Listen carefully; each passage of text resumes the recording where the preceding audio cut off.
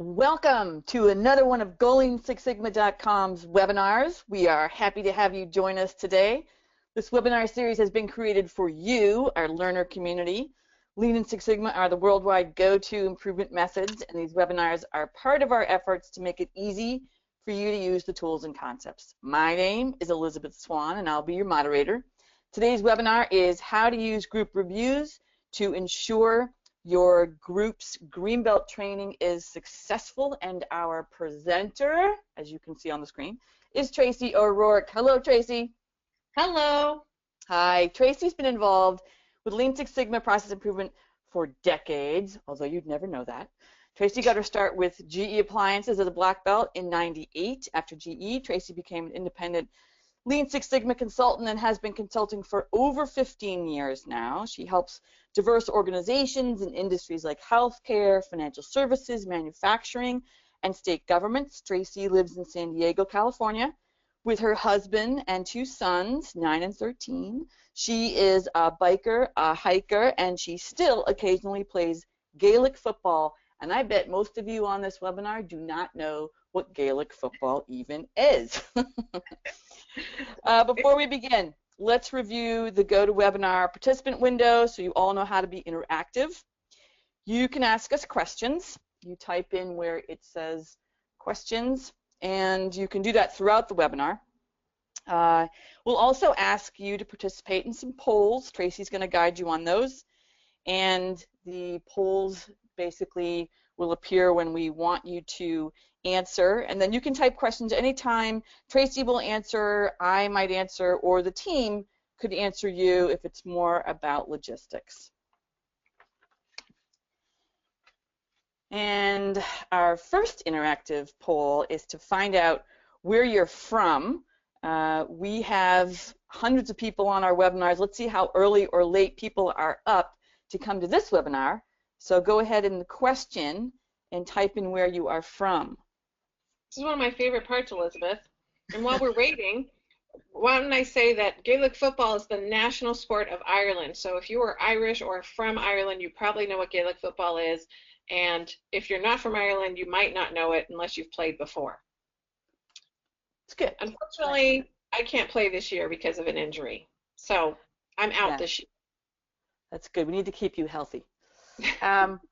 Okay, so we've got people. We've got Michelle from Oklahoma. We've got Marcus in Tampa. We've got Melissa in Chicago. Joanna in Portugal. Thank you for joining us, Joanna. Clovis, New Mexico. That's Crystal. Richards in Cali. Stevens in Wisconsin. We got Calgary, Anaheim. That's Denise. Ottawa, Florida. The Philippines. Janine, thank you for calling in from. And so Rob from the Netherlands. Wow. So a really nice spread here. Tracy, you've got lots of great folks. Wonderful. Well, thank you for that warm introduction, Elizabeth. I'm happy to be here with all of you. Thanks for joining GoLean6Sigma.com's webinar today. Oops, hold on just a second. There we go.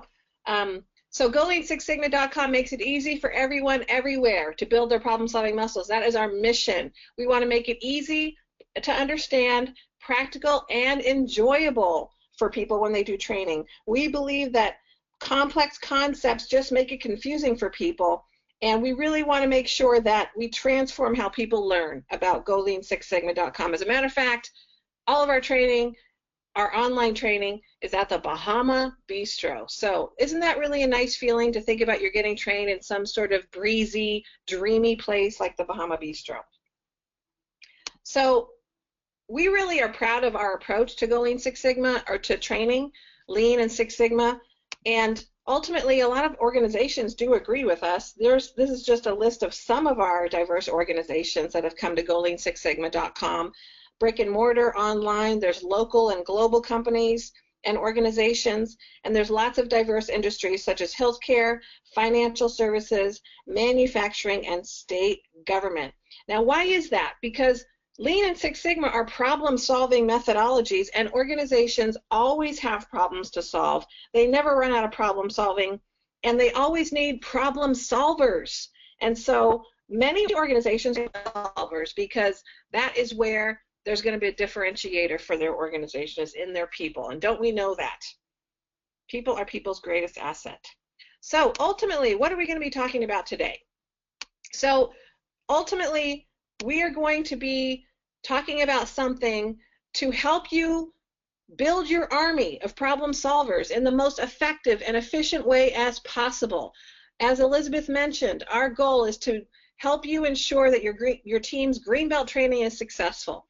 So we're going to talk a little bit about why group sessions enhance learning, how to coordinate a group of Lean Six Sigma learners to complete online training, as well as enhancing the experience of the training itself.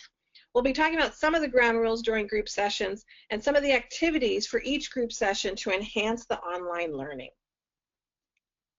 So first of all, who is a Greenbelt? You're going to learn this in online training, and most of you probably know what a green belt is, but basically a green belt is responsible for initiating Lean Six Sigma projects within their primary function. They typically work with a black belt. Most organizations have, most of their employees are green belts. So this is the meat and the potatoes of the training levels that most organizations have. And they're in a really important group because they're the ones that have a regular full-time position in the organization. They could be a process owner, a functional manager, they could be in an administrative position, but ideally they're problem solving in their job. So they are key to successful and sustainable process improvement. We want people that it becomes the way they think. They're in their position, they're in their job, and they recognize that there's opportunities for process improvement.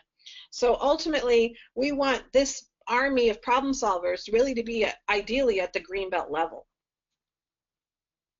So what we often see is that we have limited resources full-time in an organization to support a Lean or Six Sigma effort.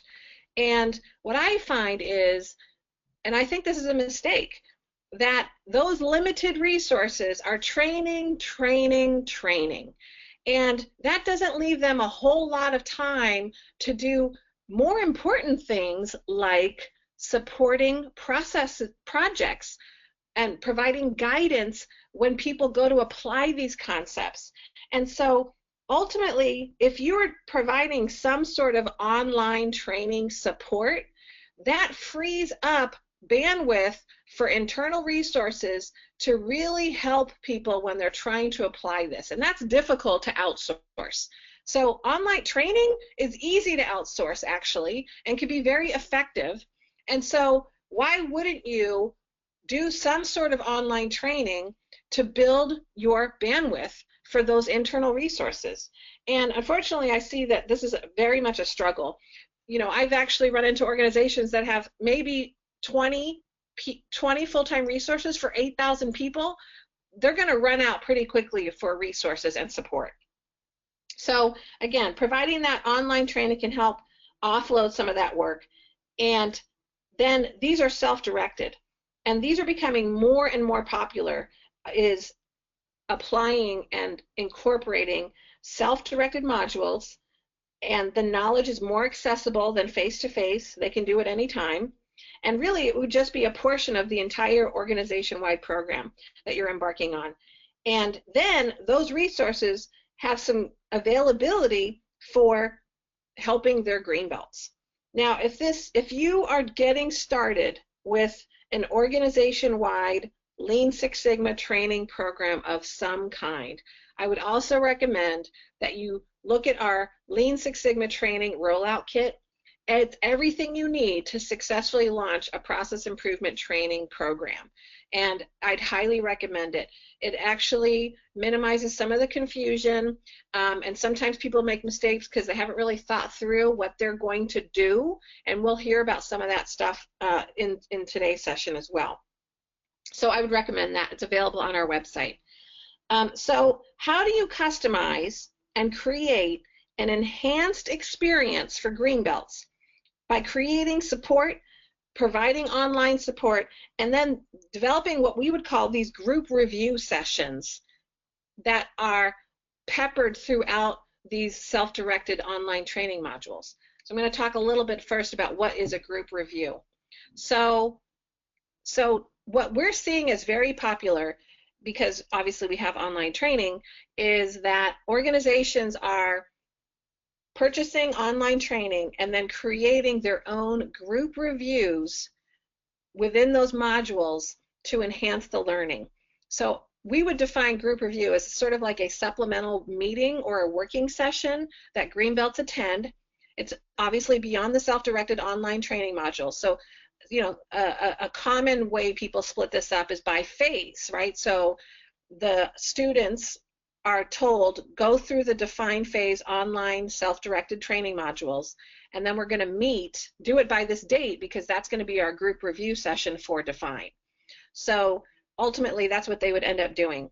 So some people have asked about size recommendations, and it really does depend, I think, on the skill of a facilitator, but ideally, you don't want more than 12 people in these group review sessions because the idea is that we're talking about application, and if you have too many people in the room, it's just easy to check out, or you just feel like you don't get a chance to ask people about your process or your challenges or your project. So no more than 12 is ideal, and if you have more than 12 people going through the program at the same time, I would break it up. I would create 2 separate but parallel group sessions. And if you've got people that are on the same team, like here's a picture of, actually this is one of our clients, Tacoma Public Schools. They are sitting as a group going through some of the group review together. And this group actually, some of them are sharing a project. So some of them are on the same project team. And there were 3 projects from this group. There's obviously more that they actually finished, but they ended up having about 3 projects. So sometimes these people are on the same team, and you can reorganize the group sessions based on how many people are participating on the same project. So what is the purpose of a group review, first of all? So there's lots of reasons why group reviews make sense. So first of all, having some sort of group review turns Greenbelt certification into a shared experience. And it's not just, I'm not talking about just the touchy, warm, fuzzy feelings that you get.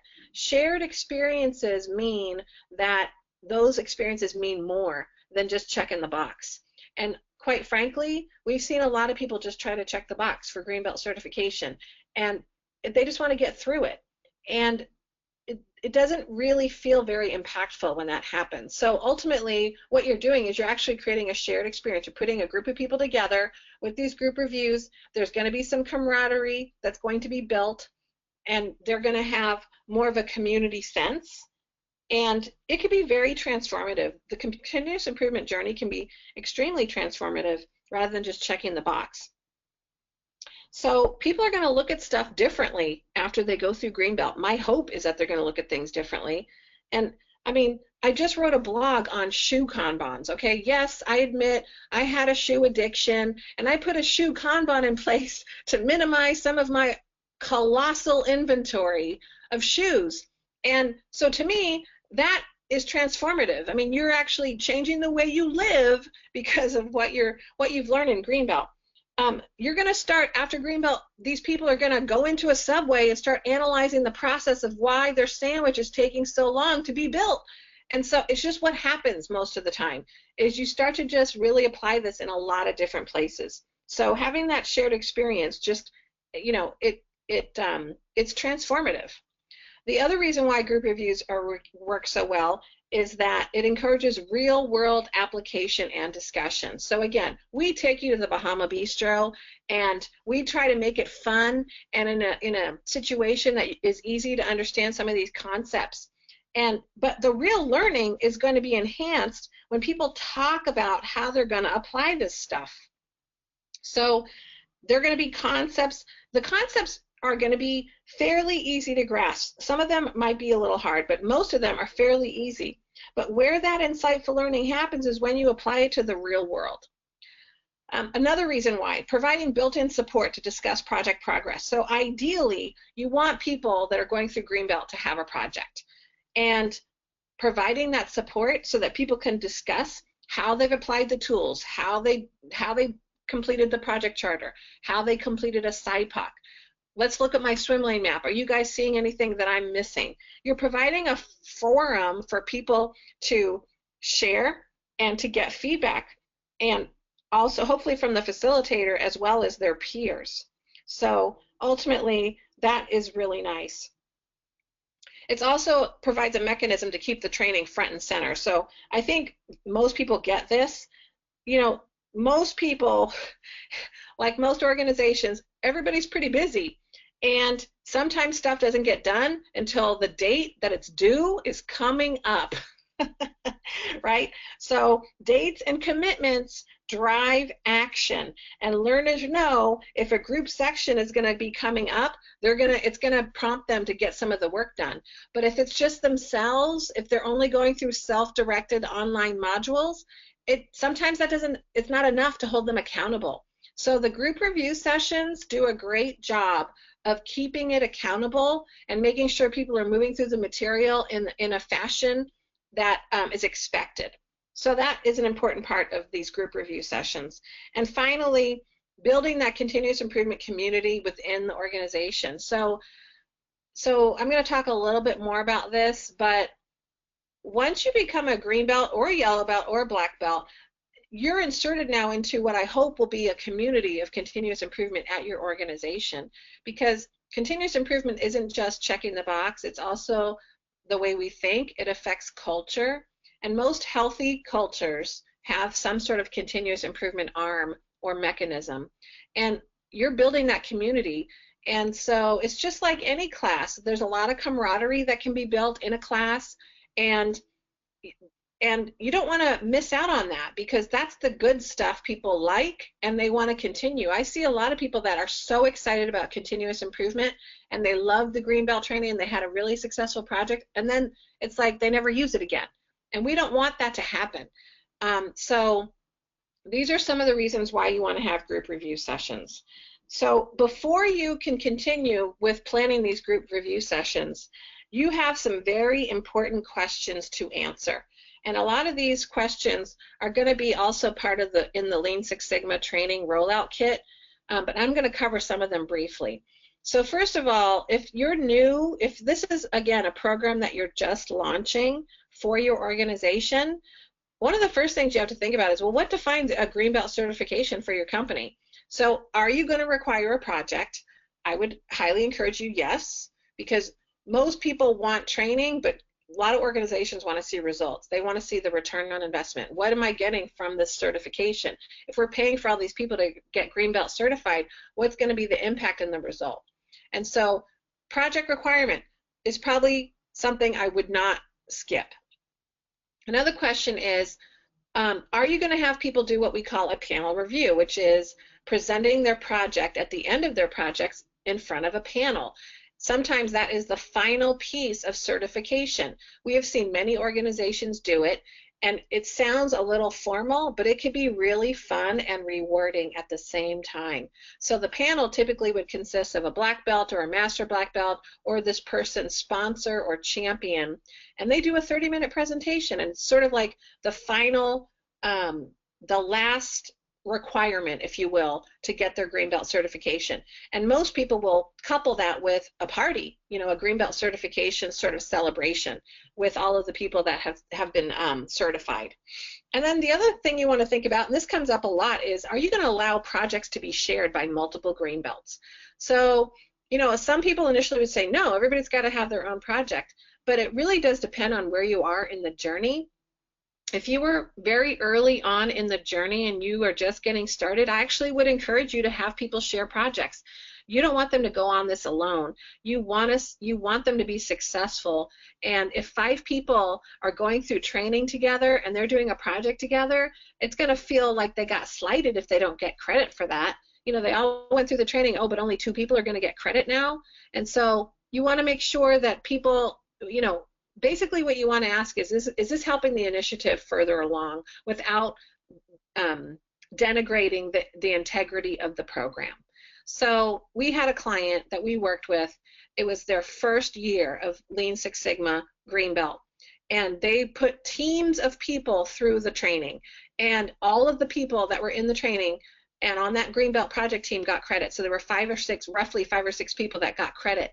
And that was really important because we all wanted them to feel like that they were getting something as well from the program. The next year they changed it. They said, okay, so only the leads are now going to get credit, because they started to get more and more people wanting to go through Greenbelt. So you need to assess where you are in the journey and what makes sense getting started, or are you further along? And now, there are some organizations that, Greenbelts have to do their own projects and only one person gets credit. So that might be the tier that you might follow. Next set of important questions. And this is really important. And I have to say, I still feel that most people miss this question altogether. What is required after Greenbelt certification? So most people are so focused on getting people certified that they forget that Greenbelt should probably have some sort of expectation after they're certified. So here are some examples of some of the things that I think are good to consider. First of all, if you're a certified Greenbelt, you needed a project to get certified, but after that, every year, you should be doing 2 projects a year. That's 1 every 6 months. If this is the way you're thinking, and if you're actually using this stuff, that is not a high bar. That is absolutely reasonable, I believe, a reasonable expectation for certified Greenbelts. And, the sad part is, most organizations have not asked Greenbelts to do anything after the certification. So guess what? You're just wasting that money. You're wasting talent, more importantly, because these people could do it. The other requirement is to participate in continuous improvement community. So my hope is that you've got a cadre of people that you're training through Greenbelts, and they're going to be participating, hopefully, in the continuous improvement community. So when you guys do something that is community-based, that Greenbelts are participating. They may even take a leadership role. Maybe they're presenting their project as part of the sharing of the community, or maybe they're doing a mini training on how to actually use a fishbone diagram or something like that. So there's lots of things that someone that's a certified Greenbelt could do to participate in building that community and participating in that community. And finally, this is the other piece that I think is always missing. You're going to have some Greenbelts that are rock stars. They are rock stars. People love them. Why are they not mentoring their peers? Why are they not giving advice about a project charter? Why are they not being involved to bring more peers or mentor some of their peers just by providing advice? So those are really important things that you want to consider as part of your Greenbelt certification too. And you should share all these things right up front, because when people say, I want to be a Greenbelt, then you say, well, here's the certifications to get a Greenbelt, and this is what will be required of you after you get your Greenbelt. And then they can say, yeah, okay, I want to be a Greenbelt. But if you don't do this until later, they might actually feel like, well, why didn't you tell me that before, right? So even though they really shouldn't, it shouldn't bother them, but you never know, it might. But why not be upfront about it?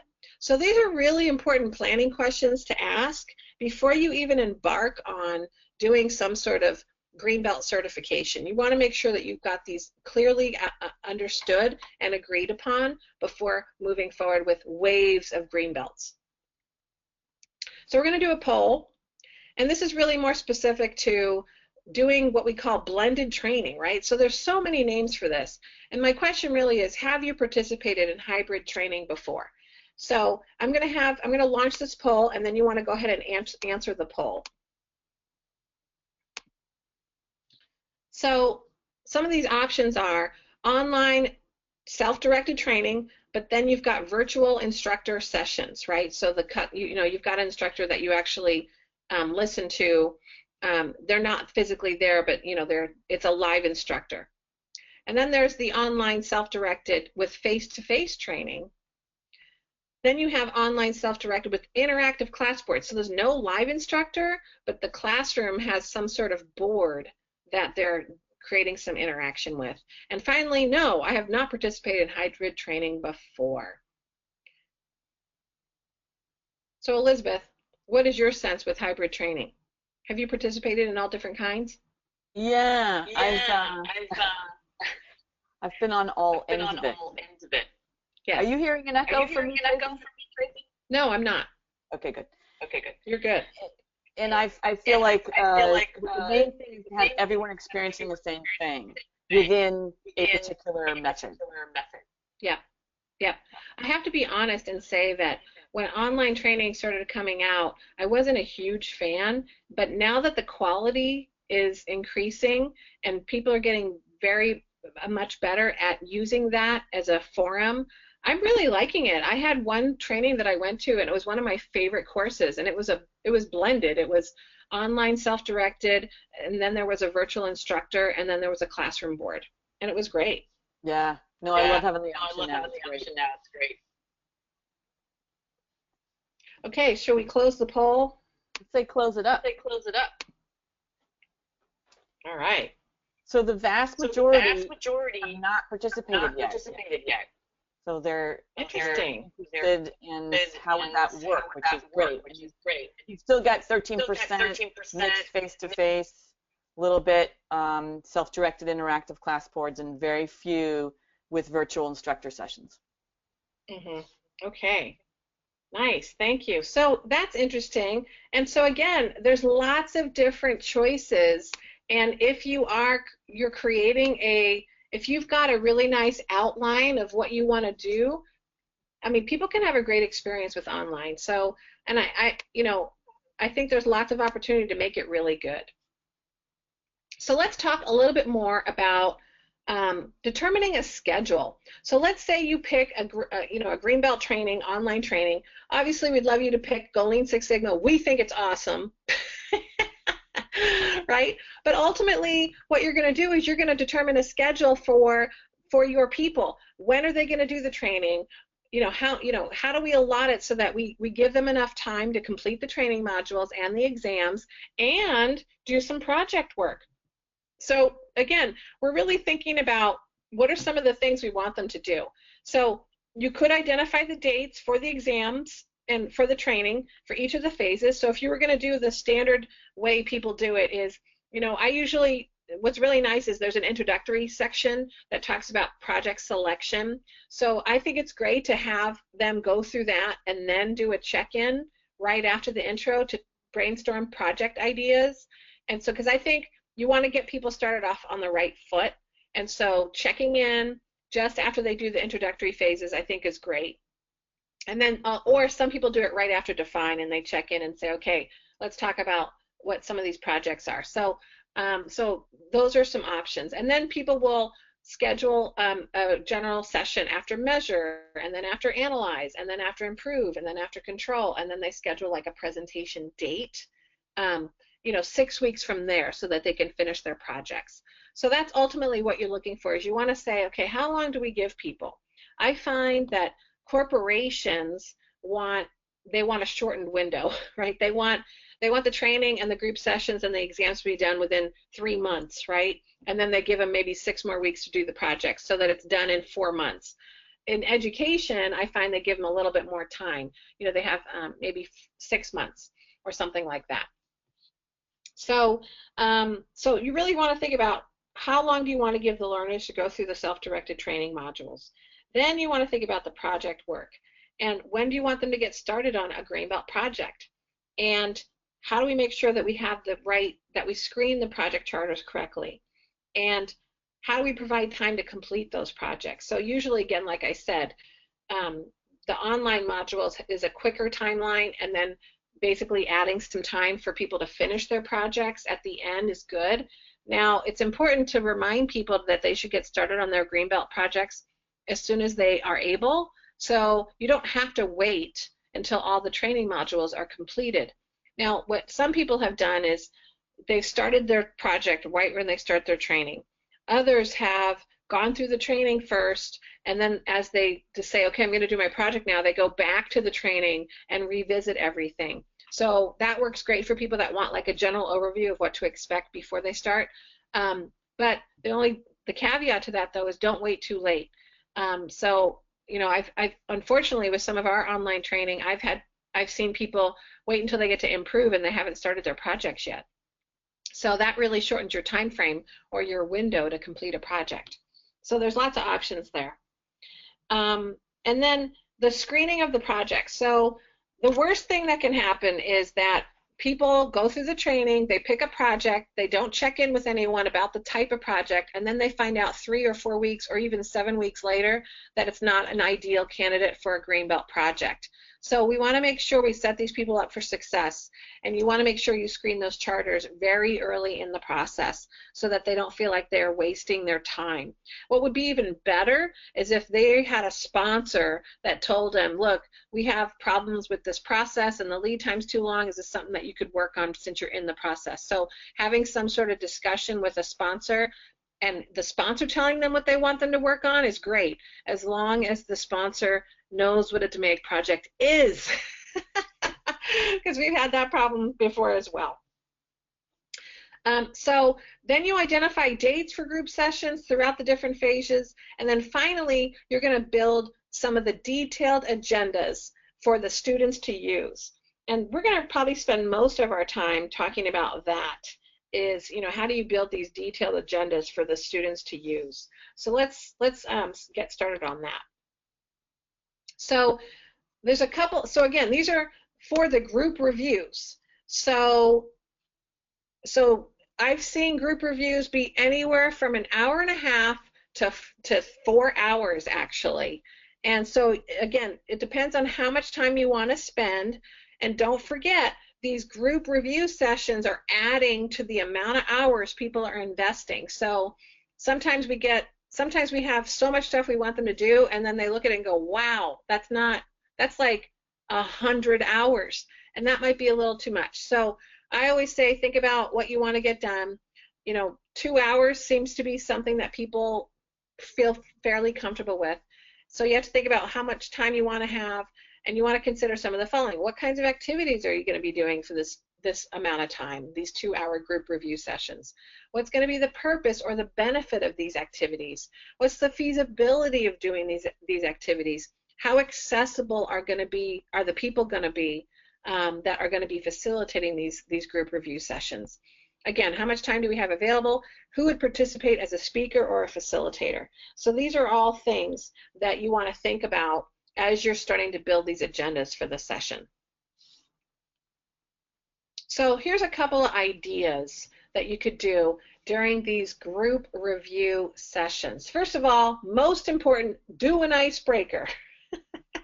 Again, you're building that community of continuous improvement, and we want people to get to know each other. We want people to enjoy talking to each other. We want people to actually have fun, and you know, you got to break the ice. And so I would do these at the beginning of every session, because it's just a great reminder. I'm going to talk a little bit more about all of these on the next few slides. Another idea, you could invite one of your organization's executives for a brief visit to one of these group review sessions. And that seems to go over really well often. I'm going to talk more about that. Display a presentation from a Greenbelt that has already been certified. So Greenbelts sometimes that have gone through the process will visit these group review sessions and share their project. You could have a tour. So there's lots of places that do tours, or in your organization, if you're implementing process improvement, you could actually maybe have a manager ask if you could bring the group by for a tour of what they're doing. So now you're promoting tours within your own organization, and they love it. People like seeing it, and people like giving the tours most of the time. And then finally, another thing you could do for group review sessions is you could have pre-work on webinars, or view videos together if they're short. You could have them do pre-work on a podcast or a book, and then you could actually talk about those things during the group review sessions. So I'm going to spend a little time talking about each one of these so that you can get a better idea of what you might do to create a group review session. So again, the first one is the icebreakers, or what one of my students called heavy polar bears, because those are icebreakers. And ultimately, icebreakers do enhance team productivity. I have to be honest and tell you that in my younger formative years, I actually didn't like doing icebreakers because I thought that games would make me less professional. I was so wrong. Icebreakers have, there's a lot of research out there that show that icebreakers can enhance productivity for teams, and it really does humanize people. And when I do icebreakers all the time now. I keep them short, 10 to 15 minutes, because it's just enough time to break the ice, to make people feel comfortable, and then we can move into getting some of the work done.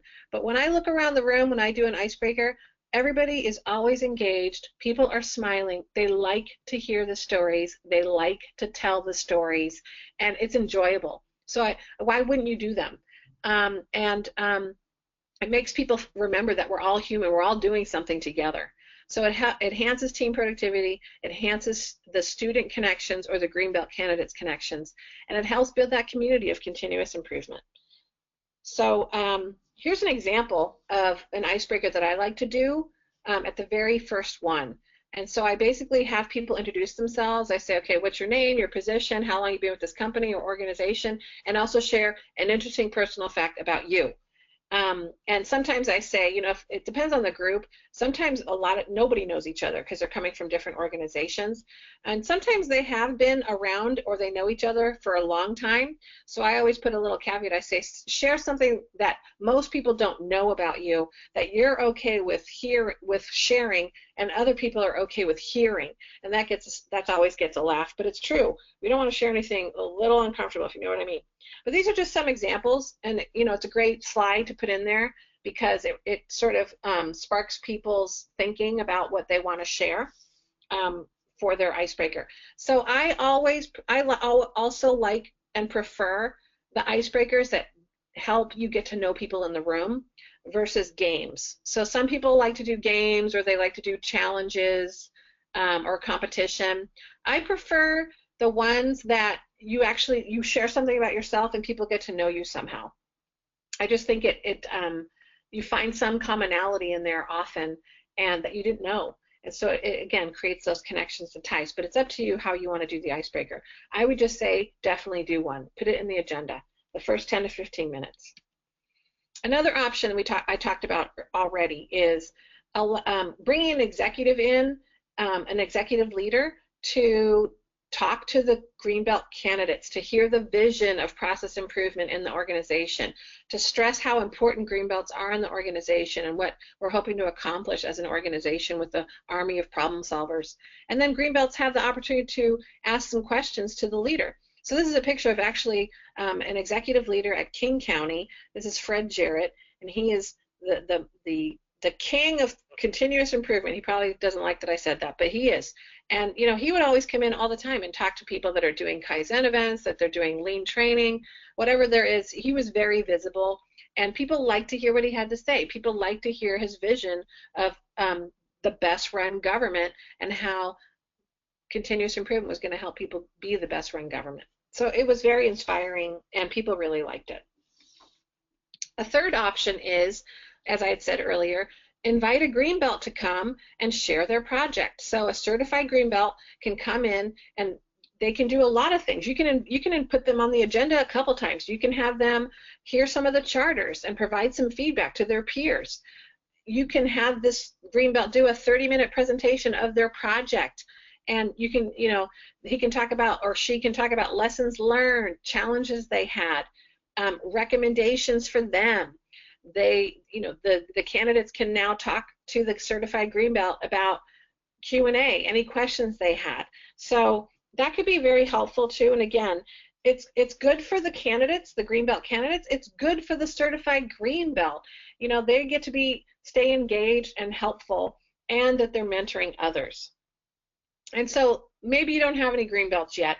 So if you don't have any success stories for Greenbelt presentations, we have a bunch on our website. They're free. They're recorded project presentations. We call them success stories, project presentation success stories. If you go to this link, there's a ton of them. There's all kinds of different types in HR and IT, government, engineering.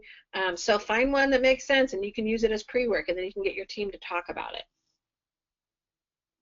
Option 4. This, I think, is, it may seem like more work, but these are amazing. If you do a tour, so there's two things you could do. You could do an external tour, or you could do an internal tour.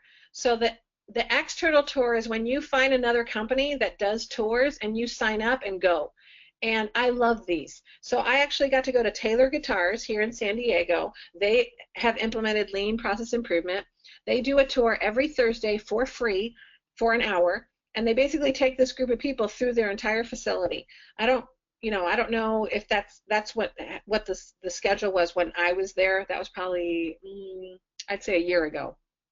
So, but they show you how to make Taylor guitars and how they're implementing process improvement. And they've got all different kinds of ways that they're implementing lean.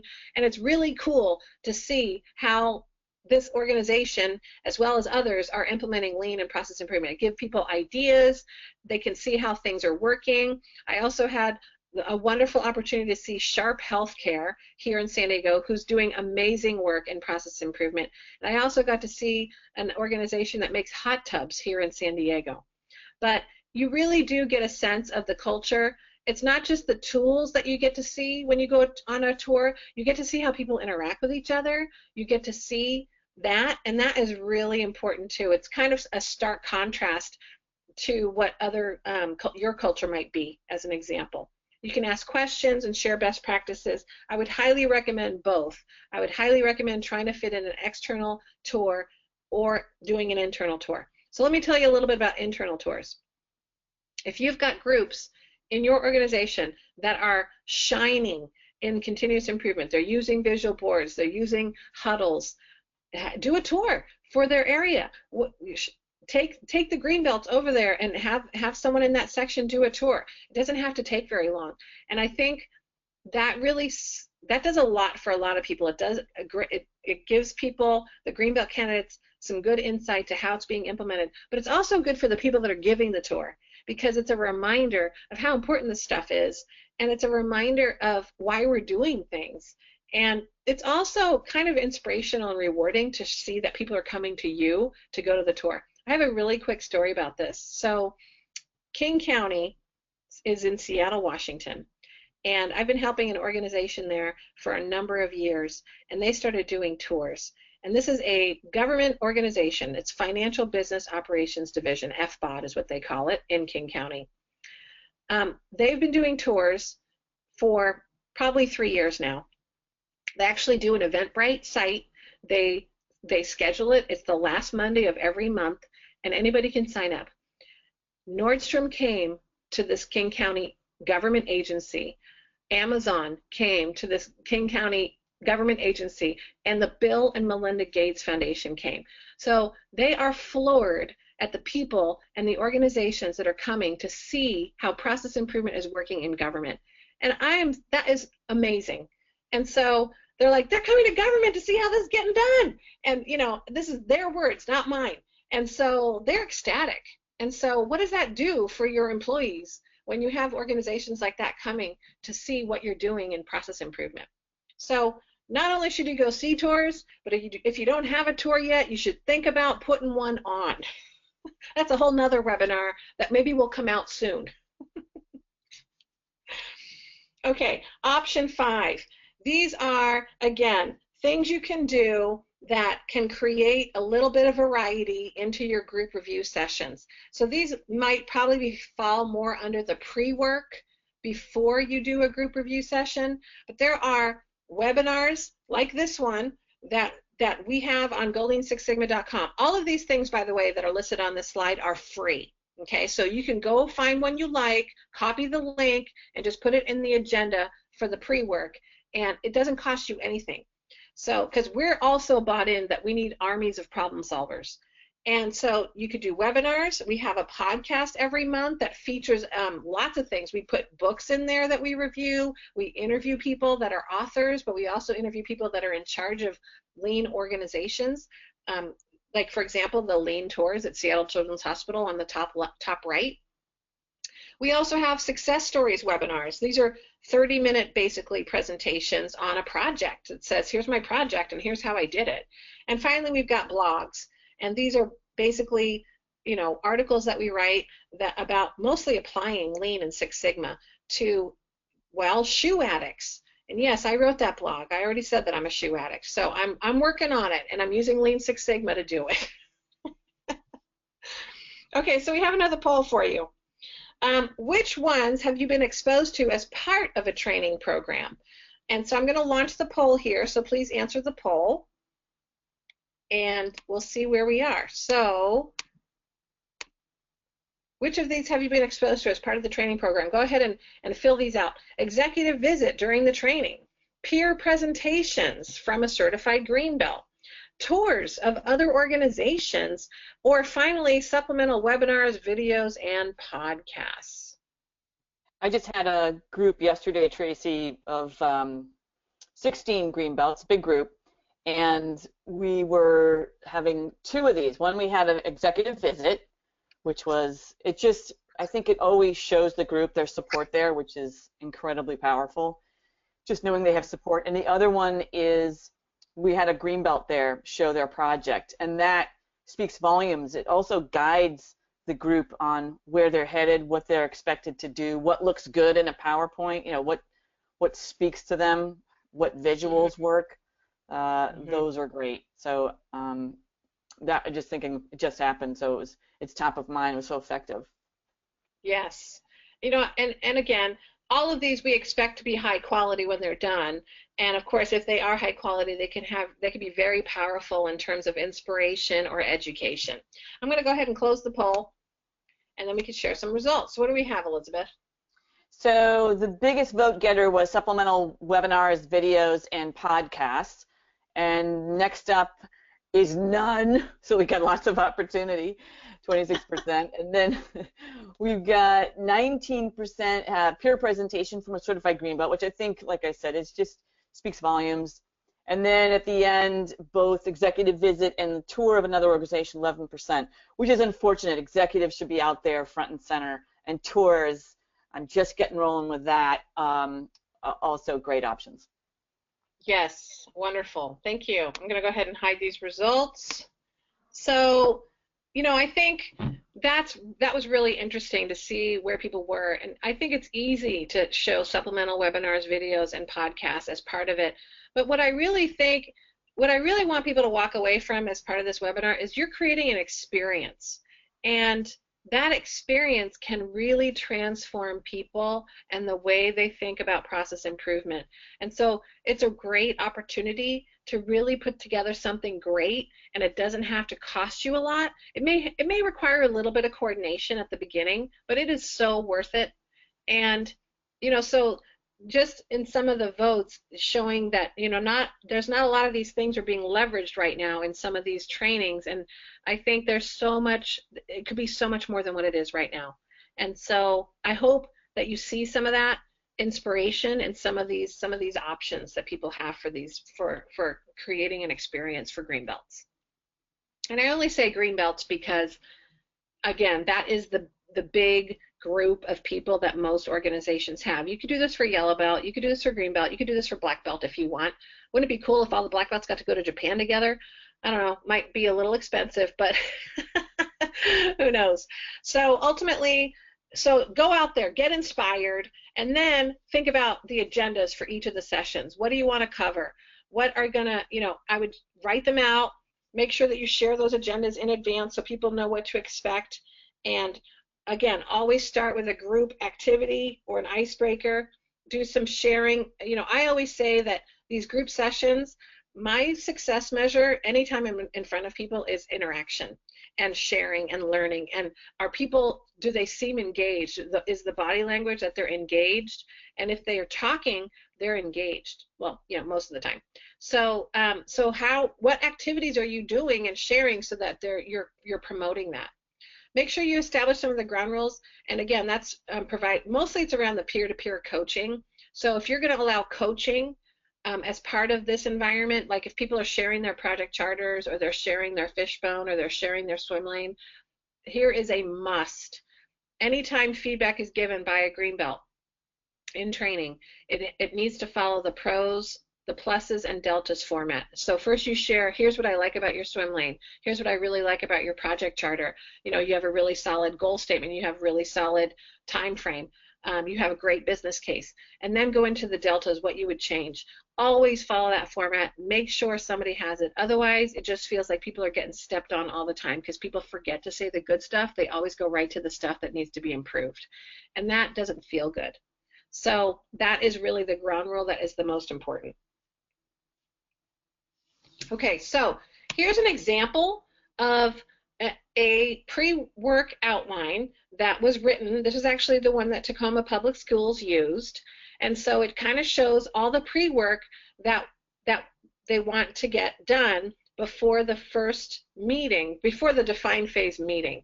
Now, I will say this. This looks like a lot.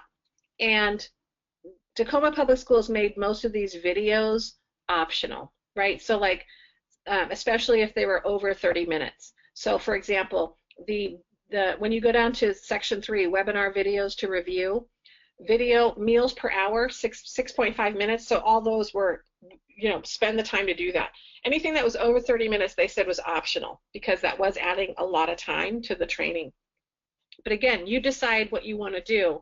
If you really like a video and you want to make it mandatory, just make sure that you outline that. And then there's some blogs to be read, and then there's some templates that they were going to be needing to download so that they could do the homework. And then they also listed the actual and specific agenda for the group review. So this is for the defined phase group review. Here's what we're going to do. We have welcome, introductions, and warm-up. We're going to talk about objectives of the Greenbelt. We're going to talk about your expectations. We're going to talk about the process and the schedule. So you could see that this was very much introductory, and they combined the intro and the defined phase group review. So you'll see that they had an activity that they wanted to do, and so some of the homework was submit the project charter before the session or bring the project charter with you. And then that was the pluses and deltas for everybody got to share their charter and everybody got to participate in the coaching. So that's just an example of some of the things that you might share with the Greenbelt candidates. And then depending on if this is going to be, if you're going to be sending in a lot of waves of Greenbelt, you probably want to create some standard work around this, right? So for people that are interested in Greenbelts, what are you going to share in terms of what the requirements are? I had mentioned that earlier. Here's what is going to be expected for you to get your certification, and then here's what's expected after. And then, sending out an email. Also creating checklists to coordinate the reserving rooms, supplies, technology. Creating an introduction email for all the new Greenbelt candidates. Sending out email reminders for what's to be completed by the next group review.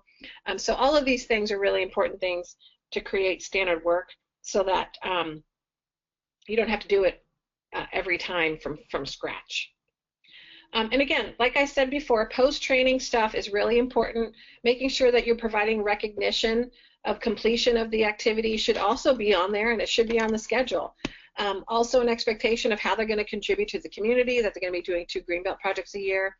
And also, this is just a picture of a Greenbelt that went through the course, the golean6sigma.com online Greenbelt, and they actually did, I loved it, they did sort of like a trade show, and all of the Greenbelts had one of these boards, and people would go from table to table and they would talk about what their project was. And what was really nice is they kept all of these boards standard so that as they went from table to table, they started to see a pattern in where to look for some of the information.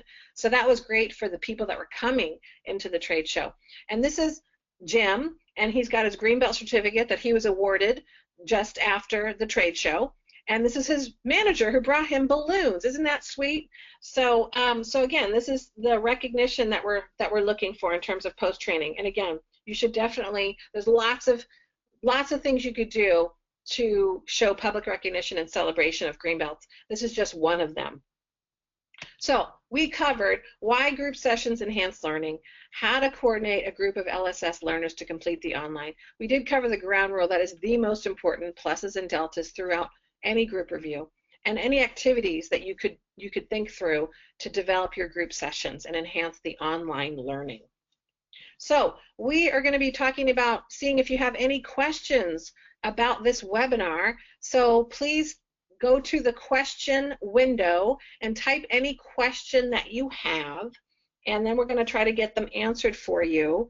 And if we can't answer them while we're on the webinar, because we only have about 6 minutes left, then we'll get them answered for you later today on our website. So again, if you want to learn more, I'm going to cover some of these things while I'm waiting for some questions to come in. But again, we've got free yellow belt training. We also have green belt online training, black belt training, lean training. Hey, these are options for you if you want to make online self-directed training a part of your program. We also, like I said, have free webinars. The next one that's coming up is next month. Elizabeth is going to be presenting that for us, and her title is 5 Ways to Create Charts and Graphs to Highlight Your Work. Elizabeth, did you want to share anything about the webinar? Yeah, this one is a companion for Greenbelts going through with a project, and it's instructions on how to create basic charts like Pareto charts, histograms, run charts, box plots, and scatter diagrams with Sigma Excel or Minitab, just so people have instructions on how to do it. Okay, wonderful. Thank you. We also have a podcast coming up, and at the moment we have this one by Hansha. It's Back to the Birth of Lean, A Journey to Toyota in Japan. Hansha, we're talking with Daryl Werber, and he's a senior partner at Hansha, and they actually have a tour that they do in Japan of Toyota. And so, hey, gosh, if you've got a big budget for black belts and you want inspiration, go on this tour. But anyway, the webinar, the podcast really has him talk through what that journey is like for people that go on the tour. All right, so let's hear about some of the questions that we have. So this is a question from Lynn, and she's asking, if somebody has not completed all of the pre-work, do you still have staff participate? And she's saying in particular, example would be new employees. That's a great question. A lot of it is dependent. You know, some of it is managing. So there's going to be times where people are going to get busy and they're not going to complete everything. I think the bigger issue is if there's a pattern and you start to see that the same people are not completing the pre-work. And then I would say that that requires a conversation with those people, because let's face it, I've seen this before. People really get excited and they want to do it, but their ability to commit at this moment is not right, and sometimes they don't recognize it until they're already in the training. So I guess the answer is yes and no, and it depends. And so hopefully that will help. Do you have any comments on that, Elizabeth? No, that's good. I think you covered it nicely. And if that's not enough, Lynn, please reach out to us separately to get more information. In fact, all of you are very welcome to reach out to us. You can send emails to contact@Going Six Sigma if you want some more information on group reviews and how to roll out your own training from Going Six Sigma. We're really happy to help you. We want to see it flourish. I've got another question for you, Tracy, from I think it's Nala, and who says, thank you for sharing all this wonderful information, Tracy. This is a very nice comment there. And the question is it available for international participation? So our program, the online, the Greenbelt is international. As a matter of fact, we're in 220 countries already, and so it's all in English, but we also have a Chinese version, and I think we're going to be having more languages coming out by the end of the year. So I think the challenge for international is going to be timing, right? So you don't want somebody having to come in at 3 a.m. to come into the webinar or the group review. So, you know, there have been times where people have done group reviews in person, face-to-face, or they've had people call in for a group review virtually. And if they're all international and they're not in the same place, that might be a really great option. Yeah, no, I think that's great. Okay, so that is it for a Q&A session online, but you can absolutely ask questions separately. Tracy will post them all on the website. And as I mentioned before, please reach out to us individually. We'd love to hear from you. The address is up here on the screen, contact@Going Six Sigma. We love to talk to people getting rolling on their problem-solving journeys. We love to support all of the problem solvers out there. Thank you for joining us, and we will see you next time. Absolutely. Bye, everybody.